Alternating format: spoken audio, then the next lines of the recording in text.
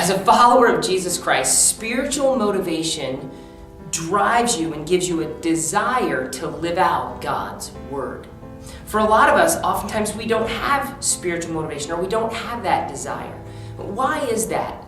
Now, let me use this as an illustration to explain motivation or spiritual motivation. Think about exercise and working out. For me, when I work out, it kind of drives me to eat healthy.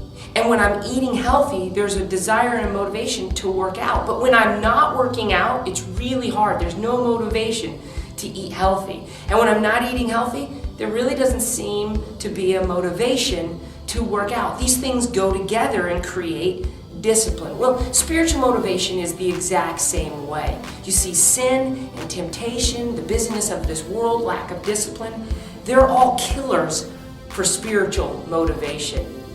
Again, spiritual motivation is the desire to live out God's word. We need to be disciplined to be feasting and exercising God's word into the fullness of our lives.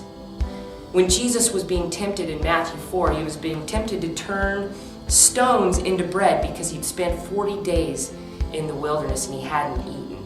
And so it was a huge temptation. But Jesus responds to this temptation with God's word, and this is what he says. Man does not live by bread alone, but every word that proceeds from the mouth of God.